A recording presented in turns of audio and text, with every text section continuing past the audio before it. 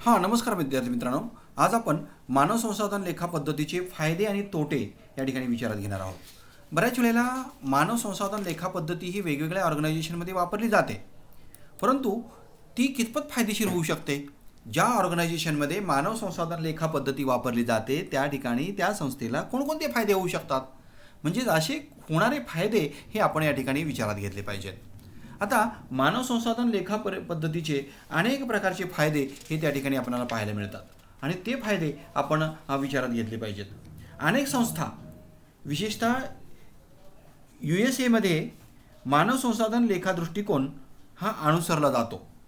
आपल्या देशामध्ये सुद्धा अशी पद्धती ही स्थापित करण्याची आवश्यकता आहे, लक्षात घ्या. म्हणजे युनायटेड स्टेट ऑफ अमेरिका यामध्ये सुद्धा मानव संसाधन लेखे हे या ठिकाणी वापरले जातात आणि त्यानुसार त्याचे फायदे त्या ठिकाणी उपलब्ध करून घेतले जातात, प्राप्त करून घेतले जातात. आणि हीच पद्धती आता भारतामध्ये सुद्धा वापरण्याची गरज आहे आणि म्हणून आपल्या देशामध्ये सुद्धा अशी व्यवस्था स्थापित करण्याची गरज भासलेली आहे की ज्यामुळं संस्थेमधील जे काही मनुष्यबळ असतं त्यांच्याबद्दल, विशेषतः व्यवस्थापकीय व्यक्तींच्याबद्दल की ज्यांची कमतरता व्यवसाय संघटनेला जाणवलेली असते, त्यांच्यासंबंधी आर्थिक आणि गैरआर्थिक माहिती ही मिळू शकते. आणि म्हणून अशा मानवी संसाधनाच्या लेखांच्या बाबतीत कोणकोणते फायदे प्राप्त होऊ शकतात? संघटनेला कोणते फायदे होऊ शकतात? व्यक्तींना कोणते फायदे होऊ शकतात? समाजाला कोणते फायदे होऊ शकतात? संघटनेमधील काम करणाऱ्या कर्मचाऱ्यांना कोणते फायदे होऊ शकतात? एकंदरीत राष्ट्राला कोणते फायदे होऊ शकतात? या सर्व गोष्टींचा आपण सारासार विचार करणं गरजेचं आहे. म्हणून मानव संसाधन लेखा याचे फायदे आपण वेगवेगळ्या पद्धतीने विचारात घेतले पाहिजेत. त्यामध्ये पहिला फायदा आपण लक्षात घ्यायचा आहे की मानव संसाधन लेखे हे मानवी संसाधनाचे प्रभावी नियोजन आणि व्यवस्थापनासाठी बहुमोल माहिती देतात. पहा, म्हणजे कोणत्याही ऑर्गनायझेशनमध्ये मानवी संसाधनाचं प्रभावी नियोजन करणं हे पहिल्यांदा गरजेचं असतं आणि हे प्रभावी नियोजन जर करायचं असेल तर त्यासाठी मानवी संसाधनाची माहिती असणं गरजेचं असतं आणि ही माहिती उपलब्ध करून देण्याचं काम, ही बहुमोल माहिती त्याने प्राप्त करून देण्याचं काम हे मानवी संसाधनाच्या माध्यमातून केलं जातं. आणि म्हणून पहिला फायदा आपल्याला सांगता येईल की मानवी संसाधनाचं नियोजन आणि व्यवस्थापन करण्यासाठी उपलब्ध असणारी माहिती ही मानवी संसाधन लेख्यांच्या माध्यमातून प्राप्त होऊ शकते. म्हणून हा पहिला फायदा त्या ठिकाणी होऊ शकतो. त्यानंतर दुसरा फायदा आपल्याला सांगता येईल की कर्मचाऱ्यांची भरती करणं, कर्मचाऱ्यांची निवड करणं, त्यांना कामावर ठेवणं, त्यांच्या कामावर देखरेख ठेवणं, त्यांना प्रशिक्षण देणं, या मानक खर्चाचं मोजमाप करण्यासाठी अशा पद्धतीच्या मानवी संसाधन लेख्याची मदत होते. म्हणजे मानवी संसाधनाची भरती किती करायची असते, ते खर्च करत असताना भरतीवर किती खर्च केला पाहिजे, निवड प्रक्रियेवर किती खर्च झाला पाहिजे, त्यांच्या कार्यांच्या नियंत्रणावर किती खर्च झाला पाहिजे, त्यांच्या प्रशिक्षणावर किती खर्च झाला पाहिजे, याचं मोजमाप होणं गरजेचं आहे. म्हणून अशा अपेक्षित मूल्य असणाऱ्या व्यक्तीची नियुक्ती जर करायची असेल, निवड करायची असेल तर त्यासाठी ते हिशेब अतिशय महत्त्वाचे असतात. मानव संसाधनाचे लेखे हे अतिशय गरजेचे असतात आणि म्हणून मानव संसाधन लेखे याचे फायदे आपण पाहत असताना हाही फायदा आपण लक्षात घेतला पाहिजे. त्यानंतर मानव संसाधन लेखा व्यवस्थापकाच्या दृष्टिकोनातून हा पूर्णपणे बदलू शकतो. त्याद्वारे मानवी संसाधनाचे अपेक्षित मूल्य आणि संस्थेत मानवी संसाधनाचा प्रभावी वापर अधिकतम करण्याचा प्रयत्न केला जातो. म्हणजे जर तुमच्याकडं मानवी संसाधनाचे हिशेब ठेवलेले असतील तर त्यामुळं मानवी संसाधनाचं अपेक्षित मूल्य तुम्हाला त्या ठिकाणी निर्धारित करता येतं. त्याचबरोबर संस्थेमधील मानवी संसाधनाचा प्रभावी वापर करण्याचं काम हे त्या ठिकाणी केलं जातं. जर तुमच्याकडं हिशेब ठेवलेले नसतील तर त्या ठिकाणी मूल्य निर्धारण करणं अवघड होतं मानवी संसाधनाचं आणि त्याचबरोबर मानवी संसाधनाचा वापर तुम्हाला अतिशय प्रभावीपणे करणं शक्य होत नाही आणि म्हणून हिशेब ठेवणं गरजेचं असतं. आणि म्हणून ह्या हिशेबाच्या माध्यमातून आपणाला आपल्या ऑर्गनायझेशनमध्ये, आपल्या संस्थेमध्ये, आपल्या आस्थापनेमध्ये काम करणाऱ्या मानवी संसाधनाचं मूल्य व्यवस्थित पद्धतीने करता येतं. त्याचबरोबर त्यांचा वापरसुद्धा चांगल्या पद्धतीने, अधिकतम पद्धतीनं करता येतो आणि म्हणून हा एक फायदा या मानवी संसाधन लेख्यांचा होऊ शकतो. त्यानंतर पुढील फायदा आपण विचारात घ्यायचा आहे तो म्हणजे योग्य पदोन्नती. जे काम करणारे कर्मचारी असतात त्यांना योग्य पद्धतीने पदोन्नती दिली पाहिजे. जे कर्मचारी कार्यक्षम असतात, जे कर्मचारी अतिशय उच्च दर्जाचे काम देतात, उच्च दर्जाची क्षमता त्यांच्यामध्ये असते, अशा कर्मचाऱ्यांना पदोन्नती देणं गरजेचं असतं. आणि त्याचबरोबर धोरणात्मक कामाचं वातावरण त्या ठिकाणी असलं पाहिजे म्हणजे कोणतंही काम करत असताना त्या कामाची धोरणं ठरलेली असली पाहिजेत, ध्येय धोरणं ही निश्चित केलेली असली पाहिजेत आणि त्यानुसार तशा पद्धतीचं वातावरण हे निर्माण झालं पाहिजे. आणि लोकांना नोकरीचं समाधान देण्यासाठी सुद्धा त्या ठिकाणी आवश्यक डाटा हा व्यवस्थापनाला पुरवला पाहिजे. म्हणजे कर्मचारी समाधानी कधी होऊ शकतो? तर कर्मचाऱ्यांना योग्य पद्धतीने त्याच्या कामाचा मोबदला दिला जात असेल, त्याला योग्य पद्धतीने वागणूक दिली जात असेल, तरच कर्मचारी हा त्या ठिकाणी समाधानी राहू शकतो. आणि कर्मचाऱ्यांच्या बद्दलची माहिती व्यवस्थापनाला मिळाली पाहिजे. आणि व्यवस्थापनाला कर्मचाऱ्यांच्या बाबतची जर माहिती द्यायची असेल तर त्यासाठी कर्मचाऱ्यांच्या बाबतचे हिशेब ठेवले पाहिजेत. म्हणजे कर्मचाऱ्यांच्या संदर्भातले वेगवेगळ्या पद्धतीचे हिशेब ठेवणं गरजेचं असतं आणि अशा हिशेबाच्या पुस्तकामधूनच ती माहिती त्या ठिकाणी व्यवस्थापनाला प्राप्त होऊ शकते. आणि म्हणून कर्मचाऱ्यांना जर किंवा कामगारांना जर त्या ठिकाणी नोकरीचं किंवा कामाचं समाधान जर देणं गरजेचं असेल तर त्यासाठी त्यांच्याविषयीची माहिती व्यवस्थापनाला पुरवली पाहिजे. आणि ती माहिती पुरवण्यासाठी या ठिकाणी लेख्यांची गरज असते, अकाउंटची गरज असते. आणि म्हणून हा एक फायदा त्या ठिकाणी आपल्याला सांगता येईल. त्याचबरोबर मनुष्यबळाच्या नियोजनासाठी माहिती. आता मनुष्यबळाच्या नियोजनासाठी अतिशय माहिती महत्त्वाची असते, लक्षात घ्या. मनुष्यबळाचं नियोजन अतिशय काटेकोरपणे तयार केलं पाहिजे आणि त्या नियोजनाची अंमलबजावणी काटेकोरपणे झाली पाहिजे. आणि मग नियोजन जर चांगल्या पद्धतीने करायचं असेल तर मानवी संसाधनाची किंमत तुम्हाला माहिती असली पाहिजे आणि त्याचबरोबर मानवी संसाधनाचं मूल्यसुद्धा तुम्हाला माहिती असलं पाहिजे. म्हणजे मानवी संसाधनाच्या किंमत आणि मूल्याबद्दलची उपयुक्त माहिती तुम्हाला देणं गरजेचं असतं. मानवी संसाधनाची किंमत आणि मूल्य या संदर्भातली उपयुक्त माहिती जर तुम्हाला द्यायची असेल तर त्यासाठी हिशेब ठेवणं गरजेचं आहे. मानवी संसाधनाचे लेखे तयार करणं गरजेचं असतं आणि मानवी संसाधनाच्या लेख्याच्या माध्यमातून अशा पद्धतीची नियोजनाची माहिती ही प्राप्त होऊ शकते. आता हे मानवी संसाधनाचे हे सामर्थ्य आणि दुर्बलतासुद्धा त्या ठिकाणी दाखवली जाते. ही सर्व माहिती व्यवस्थापकांना मानवी संसाधनाविषयी योग्य निर्णय घेण्यासाठी मदत करत असते. आणि अशा प्रकारे मानवी संसाधनाचं नियोजन करणं आणि निर्णय घेणे यासाठी सुद्धा ही माहिती प्राप्त होऊ शकते. म्हणजे अशा पद्धतीनं मानवी संसाधनाचं नियोजन करण्यासाठी लेखे हे त्या ठिकाणी उपयुक्त ठरू शकतात. म्हणून हा एक फायदा त्या ठिकाणी आपल्याला समजून घेणं गरजेचं आहे. त्यानंतर कर्मचाऱ्यांची धोरणं ठरविण्यासाठीची माहिती त्या ठिकाणी उपलब्ध होऊ शकते. म्हणजे कर्मचाऱ्यांची धोरणं त्या ठिकाणी ठरवली जातात. आता कर्मचाऱ्यांची धोरणं जर ठरवायची असतील तर आवश्यक ती माहिती असली पाहिजे आणि ती माहिती कुठून प्राप्त होऊ शकते? तर ह्युमन रिसोर्स अकाउंटिंगमधूनच ती माहिती मिळू शकेल ना. उदाहरणार्थ, कोणता कर्मचारी किती कार्यक्षमतेनं काम करतो आहे, कोणत्या कर्मचाऱ्याची कार्यक्षमता काय आहे, कशा पद्धतीची आहे. जो कर्मचारी अधिक कार्यक्षम असतो अशा कर्मचाऱ्याला पदोन्नतीची संधी जास्त द्यावी लागते.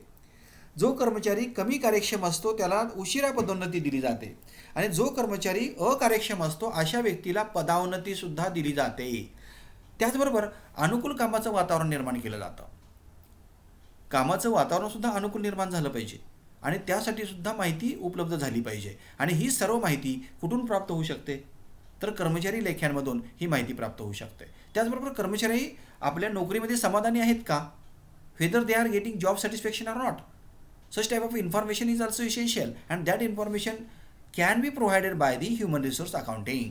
आणि म्हणून हा एक फायदा त्या ठिकाणी असू शकतो की कर्मचाऱ्यांच्या बद्दलची सर्व माहिती, मग ती पदोन्नती असेल, अनुकूल वातावरण असेल, त्यांचं नोकरीमधलं समाधान असेल, या सर्वांच्या बद्दलची काही धोरणं ठरवायची असतात. ती धोरणं ठरवण्यासाठी उपलब्ध असणारी उपयुक्त माहिती ही या ठिकाणी ह्या ह्युमन रिसोर्स अकाउंटिंगमधून प्राप्त होऊ शकते. म्हणून हा एक फायदा ह्युमन रिसोर्स अकाउंटिंगचा आपल्याला होऊ शकतो. त्याचबरोबर मानव संसाधनाचा उपयोग हा अतिशय चांगल्या पद्धतीने झाला पाहिजे. म्हणजे पर्याप्त वापर त्या ठिकाणी झाला पाहिजे. मानव संसाधन जर त्या ठिकाणी उपलब्ध असेल तर त्याचा पुरेपूर वापर हा त्या ठिकाणी आस्थापनेसाठी झाला पाहिजे, ऑर्गनायझेशनसाठी झाला पाहिजे आणि तो वापर होतो की नाही याबद्दलची माहिती ही ह्युमन रिसोर्स अकाउंटिंगच्या माध्यमातून दिली जाते. त्याचबरोबर योग्य प्लेसमेंट. आता ह्युमन रिसोर्स अकाउंटिंगच्या साहाय्यानं योग्य कर्मचाऱ्यांची योग्य प्लेसमेंट करणं शक्य होतं. म्हणजे जे कर्मचारी अधिक कार्यक्षम असतात त्यांना उच्च पदावर नियुक्त करता येतं. जे कर्मचारी कमी कार्यक्षम असतात त्यांना त्या पद्धतीने त्या पदावर नियुक्ती करता येते आणि जे कर्मचारी अकार्यक्षम असतात त्यांनासुद्धा त्या विशिष्ट पदावर त्या ठिकाणी काय करता येतं? नियुक्त करता येतं. म्हणजे कार्यक्षमतेनुसार आणि त्याच्या अंगी असणाऱ्या कौशल्यानुसार, त्याच्या अंगी असणाऱ्या पात्रतेनुसार, त्यांच्या अंगी असणाऱ्या क्षमतेच्यानुसार कर्मचाऱ्यांना योग्य पदावर नियुक्त करता येतं किंवा त्या योग्य पदावर ठेवता येतं. आणि त्यासाठीची जी माहिती असते ती सर्व माहिती आपल्याला कुठून प्राप्त होऊ शकते? ह्युमन रिसोर्स अकाउंटिंगच्या माध्यमातून प्राप्त होऊ शकते. म्हणजे मानवी संसाधन लेखे जे असतात त्या लेख्यांच्या माध्यमातून ही माहिती काय होऊ शकते? प्राप्त होऊ शकते. त्याचबरोबर मनोबल आणि प्रेरणा ही वाढवण्यासाठी कर्मचाऱ्यांचं मनोबल हे या ठिकाणी वाढवलं पाहिजे, मनोधैर्य त्या ठिकाणी वाढवलं पाहिजे, मोरॅल आपण म्हणतो किंवा मॉरल असं आपण म्हणतो ते या ठिकाणी वाढलेलं असलं पाहिजे. आणि जर कर्मचारी मनोबलानं उच्च प्रतीचे असतील तर ते चांगल्या पद्धतीने काम करू शकतात. उत्पादनाचा दर्जा चांगल्या पद्धतीचा होऊ शकतो, उत्पादनाचं प्रमाण त्या ठिकाणी उच्च पातळीचं असू शकतं. आणि त्याचबरोबर कर्मचाऱ्यांना प्रेरणासुद्धा दिली पाहिजे. जर त्या ठिकाणी कर्मचाऱ्यांची प्रेरणा द्यायची असेल तर त्यासाठी त्यांचे हिशेब तुम्ही ठेवलेले असले पाहिजेत. त्यांना किती पगार दिला जातो, त्यांना मेहनताना किती दिला जातो, त्यांना कोणकोणत्या प्रकारचे अलाउन्सेस दिले जातात, कोणकोणत्या प्रकारचे मॉनिटरी आणि नॉन मॉनिटरी बेनिफिट्स त्या ठिकाणी दिले जातात, याचाही त्या ठिकाणी विचार केला जातो. म्हणजे ह्युमन रिसोर्स अकाउंटिंग हे काय दाखवतं तर कर्मचाऱ्यांची त्या ठिकाणी कल्याणाची काही जी माहिती असते ती दर्शवण्याचं काम करतं. म्हणजे कर्मचाऱ्यांना जर तुम्ही कल्याणविषयक गोष्टी जर प्राप्त करून दिल्या, कर्मचाऱ्यांचं कल्याण जर तुम्ही साधलं तर त्यामुळं आपोआपच कर्मचाऱ्यांना वेगवेगळ्या सुविधा मिळाल्यामुळं कर्मचाऱ्यांची मानसिकता उच्च प्रतीची होऊ शकते. त्यामुळं कर्मचाऱ्यांचं मनोबल वाढतं आणि त्यामुळं ते त्या संघटनेला 100% त्यांच्या कार्यक्षमतेचं योगदान देण्याचं त्या ठिकाणी प्रयत्न करत असतात. आणि त्यामुळं ते परिश्रम घेतात आणि संस्थेची उद्दिष्ट साध्य करण्यासाठी ते प्रयत्न करत असतात. आणि म्हणून ह्युमन रिसोर्स अकाउंटिंग काय काम करतं तर कर्मचाऱ्यांना प्रेरणा देण्याचं काम करतं, कर्मचाऱ्यांना मनोबल वाढवण्याचं काम करतं. आणि म्हणून हे ह्युमन रिसोर्स अकाउंटिंगचा फायदा हा या ठिकाणी होऊ शकतो. त्याचबरोबर सर्वोत्कृष्ट मानवी संसाधनाचं आकर्षण तुम्हाला करता येतं. म्हणजे कोणत्याही ऑर्गनायझेशनला जर मानवी संसाधन तुम्हाला घ्यायचं असेल तर ते सर्वोत्कृष्ट पद्धतीचं असलं पाहिजे. आणि अशा सर्वोत्कृष्ट पद्धतीचं मानवी संसाधन आकर्षित करण्यासाठी सुद्धा त्या मानवी संसाधनाच्या बाबतचे हिशेब तुम्ही ठेवलेले असले पाहिजेत. त्यासाठी हे ह्युमन रिसोर्स अकाउंटिंग तुम्ही त्या ठिकाणी तयार केले पाहिजेत. म्हणूनच सक्षम लोक या संस्थेमध्ये जर सामील व्हावे असं तुम्हाला वाटत असेल तर उत्कृष्ट कर्मचारी ह्या संस्थेमध्ये यावे असं वाटत असेल, उत्कृष्ट स्टाफ तुमच्या संस्थेमध्ये यावा असं वाटत असेल, उत्कृष्ट कर्मचाऱ्यांना किंवा व्यवस्थापनांना तुमच्या संस्थेमध्ये आकर्षित करावं असं वाटत असेल तर त्यासाठी त्यांच्याबद्दलची व्यवस्थित माहिती तुमच्याकडे असली पाहिजे. आणि ही माहिती जर तुम्हाला ठेवायची असेल तर त्यासाठी ह्युमन रिसोर्स अकाउंटिंग हे अतिशय गरजेचे असतात. त्याचबरोबर कर्मचाऱ्यांचं प्रशिक्षण आणि विकास कार्यक्रमाची रचना करणं. बऱ्याच वेळेला उत्पादन तंत्रामध्ये बदल होतो, उत्पादनाच्या प्रक्रियेमध्ये बदल होतो, उत्पादनाच्या पद्धतीमध्ये बदल होतो आणि इव्हन एवढंच नाही उत्पादनामध्ये सुद्धा बदल होतो. मग असे जे काही बदल होत असतात तर त्यावेळेला त्या बदलासाठी प्रशिक्षण देणं हे गरजेचं आहे. त्या बदलाबद्दलचं प्रशिक्षण दिलं पाहिजे आणि त्या प्रशिक्षणाच्या बरोबरच कर्मचाऱ्यांचा विकाससुद्धा झाला पाहिजे. आणि त्यासाठी प्रशिक्षण आणि विकास कार्यक्रमाची रचनासुद्धा करता यायला पाहिजे. कर्मचाऱ्यांना जर तुम्हाला प्रशिक्षण द्यायचं असेल आणि कर्मचाऱ्यांचा जर विकास करायचा असेल तर त्यासाठी त्यांच्या प्रशिक्षण आणि विकास कार्यक्रमाची रचना करणं गरजेचं असतं. ह्युमन रिसोर्स अकाउंटिंग हे संस्थेमध्ये त्यांच्या कर्मचाऱ्यांना आणि व्यवस्थापकांना सुद्धा योग्य प्रशिक्षण आणि विकास कार्यक्रम डिझाईन करण्यासाठी सुद्धा मदत करतो. म्हणजे कर्मचाऱ्यांचं प्रशिक्षण कार्यक्रम राखायचं असेल, त्याची योजना आखायची असेल, ते डिझाईन करायचे असतील, व्यवस्थापकाचे प्रशिक्षण कार्यक्रम आखायचे असतील, त्याची डिझाईन करायची असेल, त्यासाठी सुद्धा ह्युमन रिसोर्स अकाउंटिंग काय करतात, मदत करतात.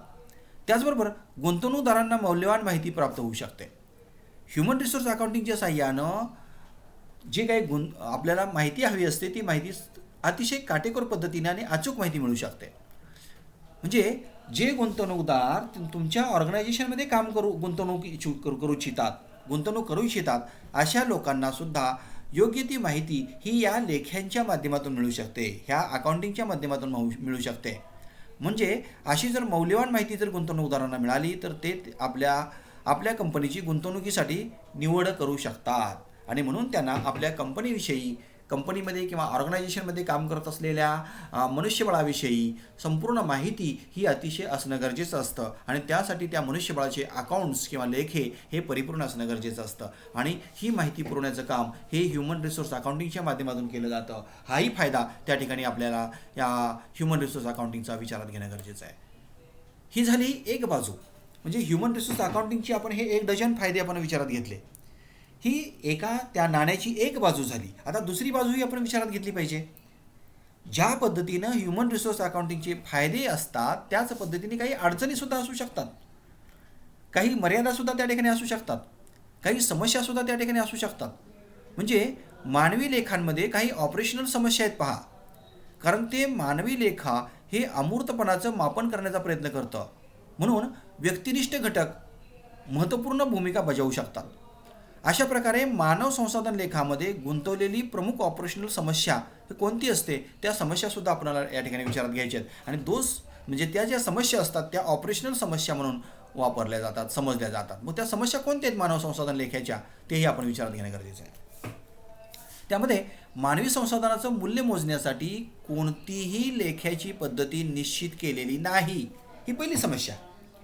म्हणजे मानवी संसाधनाचं जर मूल्य तुम्हाला मोजायचं असेल तर त्यासाठी कोणतीही लेख्याची पद्धती ही निश्चित अशी केलेली नाही आहे. मग ती आर्थिक लेख्याच्या बाबतीत असेल, काही विशिष्ट लेख्याच्या बाबतीत असेल, परंतु विशिष्ट अशी पद्धती त्यामध्ये निश्चित केलेली नाही. म्हणजे प्रत्येक संस्था ही वेगवेगळ्या पद्धतीचा वापर करते आणि त्यामुळं मानव संसाधनाच्या लेख्याच्या बाबतीत असे कोणतेच मानक आपल्याला आढळत नाहीत, पॅरामीटर्स तुम्हाला दिसत नाहीत. आणि म्हणून मानवी मालमत्तेच्या मूल्यांकनाचा अवलंब ज्या ज्या संस्थेमध्ये केला जातो त्या संस्था त्या मूल्यांकनासाठी म्हणजे मानवी संसाधनाच्या मूल्यांकनासाठी स्वतःचं मॉडेल डेव्हलप करतात. आणि त्यामुळं प्रत्येक संस्था जर स्वतःचं मॉडेल डेव्हलप करत असेल तर त्यामुळं प्रत्येक संस्थाच्या मूल्यमापनामध्ये ह्युमन रिसोर्सच्या व्हॅल्युएशनच्या मध्ये काय होऊ शकतो, फरक आपल्याला दिसू शकतो. आणि त्यामुळं दोन संस्थांच्या मानवी मालमत्तेचं मूल्यांकन हे तुलनात्मक असूच शकत नाही. ही पहिली मर्यादा आपण या ठिकाणी विचारात घेतली पाहिजे. त्यानंतर दुसरी मर्यादा आपण विचारात घ्यायची आहे, मानवी मालमत्तेचं मूल्यांकन हे विशिष्ट कालावधीसाठी संघटनेत कर्मचारी राहू शकतात या गृहितावर आधारित केलं जातं. आता हे गृहीतच पूर्ण चुकीचं आहे. पहिल्यांदा आता विशिष्ट कालावधीसाठी कर्मचारी संघटनेत राहू शकतात हे गृहीत कसं काय मानलं जातं? बऱ्याच वेळेला एखाद्या कर्मचाऱ्याला जर चांगल्या ठिकाणी दुसऱ्या कंपनीमध्ये ऑफर आलेली असेल तर त्या ठिकाणी ते जाऊ शकतात. तुमच्या कंपनीला ते स्विच ऑफ करू शकतात, लक्षात घ्या. आणि म्हणून इथं आपण लक्षात घेतलं पाहिजे की हे जे गृहीत धरलेलं आहे हे चुकीचं आहे, लक्षात घ्या. म्हणजे काही मानवी मालमत्ता ही मूल्यांकन करत असताना तुम्ही असं गृहीत धरलेलं असतं की ती मालमत्ता तुमच्या संघटनेमध्ये राहणार आहे, 10 वर्ष तुमच्याकडं काम करेल, 5 वर्ष काम करेल, 3 वर्ष काम करेल, असं गृहीत धरून त्या ठिकाणी तिचं मूल्यमापन केलं जातं. परंतु ह्या संसाधनाच्या गतिशीलतेमुळे ही धारणा खरी ठरत नाही. मानव संसाधनामध्ये गतिशीलता जबरदस्त वाढलेली आहे. तुम्ही जरी गृहीत धरलेलं असलं तुमच्या ऑर्गनायझेशनमध्ये 5 वर्ष काम करणार आहे तो कर्मचारी म्हणून, तरीसुद्धा दुसऱ्या ऑर्गनायझेशनमध्ये जर त्याला उच्च पगाराची जर संधी उपलब्ध झाली तर तुमच्या ऑर्गनायझेशनमधून ती व्यक्ती राजीनामा देऊ शकते आणि दुसरीकडे जाऊ शकते. म्हणजे तिच्यामध्ये गतिशीलता प्राप्त झालेली आहे, लक्षात घ्या. मोबिलिटी जबरदस्त आलेली आहे त्यांच्यामध्ये आणि त्यामुळं ही गृहीत जे धरलेलं आहे हे चुकीचं आहे, लक्षात घ्या. म्हणून ही मर्यादा आपण लक्षात घेतली पाहिजे. त्यानंतर जर तुम्ही मानवी मालमत्तेचं मूल्यांकन योग्य पद्धतीने केलं नाही, पहा, जर तुम्ही मानवी मालमत्तेचं मूल्यांकन योग्य पद्धतीने केलं नाही किंवा मूल्यांकनाचे जे काही निकाल आलेले असतील त्याचा वापर योग्य पद्धतीने केलेला नसेल तरीसुद्धा ते मानव संसाधन लेखा हे संस्थेच्या न्यूमनायझेशनकडे जाऊ शकतं. संस्थेचं न्यूमनायझेशन व्हायला वेळ लागत नाही, लक्षात घ्या. आणि म्हणून इथं आपण लक्षात घेतलं पाहिजे की त्याचं मूल्यमापन हे योग्य पद्धतीने केलं पाहिजे. आणि जर ते केलं नाही तर ह्या दुष्परिणामाला संस्थेला सामोरं जावं लागतं. त्यानंतर पुढचा दुष्परिणाम आपण विचारात घ्यायचा तो म्हणजे कामगार संघटना मानव संसाधन लेखा वापरण्यासाठी विरोध करू शकतात. म्हणजे कोणती शक्यता आहे तर कोणत्याही कामगार संघटनेचा मानव संसाधन लेख्यासाठी सपोर्ट असत नाही. ह्या सर्व संघटना ह्या मानव संसाधन हिशोबासाठी काय करत असतात, विरोध करत असतात. कारण काय तर त्यांना मजुरी किंवा पगारातील समानता किंवा कर्मचाऱ्यांचं मूल्य हवं असतं. म्हणजे जसा कामाचा दर्जा असेल त्या पद्धतीने त्या ठिकाणी मजुरी दिली पाहिजे, त्या पद्धतीने त्याला वेतन दिलं पाहिजे. आणि अशाच पद्धतीचे काम करणारे वेगवेगळे उद्योग असतील त्या ठिकाणी समान स्वरूपाचं काम त्यांना समान वेतन दिलं पाहिजे अशी मागणी असते. परंतु असं प्रत्यक्षामध्ये आढळत नाही, असं प्रत्यक्षामध्ये आपल्याला पाहायला मिळत नाही. प्रत्येक संघटनेमध्ये त्या ठिकाणी आपल्याला विविधता आढळते, विविधता आपल्याला पाहायला मिळते. आणि म्हणून हा एक दोष या ठिकाणी आपल्याला ह्या ह्युमन रिसोर्स अकाउंटिंगचा विचारात घेता येईल. परंतु बऱ्याचशा ज्या समस्या ज्या असतील ना ह्या समस्या ह्युमन रिसोर्स अकाउंटिंगच्या बाबतीत कुठल्या पाहिजे असतील तर ऑपरेशनल स्वरूपाच्या आहेत. पहा, म्हणजे ते वापर करण्याच्या बाबतच्या समस्या आहेत आणि त्या वापराबद्दलच्या समस्या असल्यामुळे त्याचाही विचार आपण या ठिकाणी केला पाहिजे. म्हणजे अशा पद्धतीनं ह्या वेगवेगळ्या समस्या आपण विचारात घेतल्या. त्याचबरोबर आता ह्युमन रिसोर्स अकाउंटिंगचा वापर जर करायचा असेल तर मर्यादा कोणत्या असतात त्या मर्यादासुद्धा आपण या ठिकाणी विचारात घेतल्या पाहिजेत. आणि त्या मर्यादा कोणत्या असू शकतात? बऱ्याच वेळेला मानव संसाधन लेखे याचे फायदे जसे असतात, त्याची उपयुक्तता जशी असते, तसे त्या ठिकाणी काही तोटे आपण विचारात घेतले. त्याचबरोबर काही मर्यादासुद्धा विचारात घेऊया, काही दोष आपण विचारात घेतले, तशा मर्यादासुद्धा आपण समजून घेतल्या पाहिजेत. मग ह्या मर्यादा कोणकोणत्या असू शकतात त्याही आपण समजून घेऊया. पहिली मर्यादा आपण समजून घेतली पाहिजे की मानवी मालमत्तेचं मूल्यांकन विशिष्ट कालावधीसाठी कर्मचारी संघटनेत राहतील या गृहितावर केलं जातं. ही मर्यादा आहे. मी मग सांगितलं की तोट्याची ज्यावेळेला चर्चा करतो त्यावेळेला तुम्ही कसं काय सांगणार की तुमच्या संघटनेमध्ये कर्मचारी किती वर्ष राहील, किती वर्ष काम करेल. त्याला जर दुसऱ्या ऑर्गनायझेशनमध्ये जर चांगल्या पगाराची संधी प्राप्त झाली तर तो तुमच्या ऑर्गनायझेशनमध्ये राजीनामा देईल आणि दुसऱ्या संघटनेमध्ये जाईल, दुसऱ्या कारखान्यामध्ये जाईल, दुसऱ्या इंडस्ट्रीमध्ये जाईल. आणि त्यामुळं ही जी धारणा आहे की आपल्या संघटनेमध्ये विशिष्ट कालावधीपर्यंत हा कर्मचारी राहणार, ही धारणा चुकीची आहे. कारण कर्मचाऱ्यांच्यामध्ये गतिशीलता खूप जास्त झालेली आहे, लक्षात घ्या. त्यानंतर मानवी संसाधन लेखा संस्थेमध्ये न्यूनगंड होऊ शकतो. जर मूल्यमापन योग्य पद्धतीने झालं नाही तर त्याचा दुष्परिणाम मानवी संसाधनावर होण्याची शक्यता असते, लक्षात घ्या. आणि म्हणून मानवी संसाधनाचं मूल्यांकन हे योग्य प्रकारे झालं पाहिजे. आणि जर ते योग्य प्रकारे मूल्यांकन झालं नाही तर त्याचा दुष्परिणाम हा त्या संस्थेच्या व्यवस्थापनावर सुद्धा होऊ शकतो, संस्थेच्या कामकाजावर होऊ शकतो आणि एकंदरीत संस्थेवर त्याचा दुष्परिणाम होऊ शकतो. आणि म्हणून ही एक मर्यादा आपण या ठिकाणी लक्षात घेतली पाहिजे. त्यानंतर पुढची मर्यादा आपण समजून घेत असताना समजून घ्या की आर्थिक लेखाच्या बाबतीत काय विशिष्ट लेखा मानक आहेत. प्रत्येक संस्थेनं त्याचं अनुकरण केलं पाहिजे. म्हणजे याचे कोणते मानक आहेत तर मी तुम्हाला सांगेन की असे कोणतेही स्टँडर्ड पॅरामीटर्स नाहीत. प्रत्येक संस्था ही स्वतःसाठी स्वतःचे मानक तयार करते आणि स्वतःचे हिशेब ठेवते. आणि त्यामुळं असे जे काही ह्युमन रिसोर्स अकाउंट जे असतात ते संस्था परत्वे वेगवेगळे आपल्याला पाहायला मिळतील. आणि जर अशी त्या अकाउंटिंगमध्ये विविधता असेल तर त्यावेळेला मात्र आपण दोन संस्थांच्या अकाउंटिंगची तुलना करू शकत नाही. म्हणजे दोन संस्थांचे जे अकाउंटिंग असतात त्या अकाउंटिंगची आपल्याला कंपॅरिझन करता येणार नाही, तुलना करता येणार नाही. म्हणून ही एक मर्यादा आपण या ठिकाणी विचारात घेतली पाहिजे. त्याचबरोबर पुढची मर्यादा आपण समजून घ्यायची ती म्हणजे संस्थेच्या मानवी संसाधनाच्या किंमत आणि मूल्य यासाठी कोणत्याही विशिष्ट आणि स्पष्ट अशा मार्गदर्शक तत्वांचा अवलंब होत नाही. कारण ही तत्त्वच उपलब्ध नाही आहेत. म्हणजे विशिष्ट अशी मार्गदर्शक तत्त्व ह्युमन रिसोर्स अकाउंटिंगमध्ये मानव संसाधनाची मूल्य किंवा किंमत ठरवण्यासाठी उपलब्ध नाहीत. त्यामुळं सुद्धा आपणाला मानवी संसाधनाची किंमत ठरवणं, मूल्य ठरवणं हे अवघड होतं. त्याचबरोबर माणसाचं आयुष्य हे अनिश्चित आहे आणि माणसाचं आयुष्यमान जर अनिश्चित असेल तर त्याचं मूल्य देखील अनिश्चितच आहे, लक्षात घ्या. आणि म्हणून ही एक मर्यादा आपण विचारात घेतली पाहिजे. अशा पद्धतीनं ह्या ह्युमन रिसोर्स अकाउंटिंगच्या वेगवेगळ्या मर्यादा आपण या ठिकाणी विचारात घेतलेल्या आहेत. आणि याच ठिकाणी ह्युमन रिसोर्स अकाउंटिंग हा भाग संपला जातो. हा भाग तयार करत असताना हे रेफरन्सेस वापरलेले आहेत, लक्षात घ्या. आणि त्यानंतर हा टॉपिक, हा शेवटचं जो युनिट होतं आपलं इंडस्ट्रियल मॅनेजमेंटमधील unit number 4 human resource accounting हे याच ठिकाणी संपलं जातं. जर यामध्ये काही शंका असतील तर तुम्ही जरूर मला कॉन्टॅक्ट करा. माझा ईमेल आय डी या ठिकाणी मी आपल्यासाठी प्रस्तुत करतो आहे.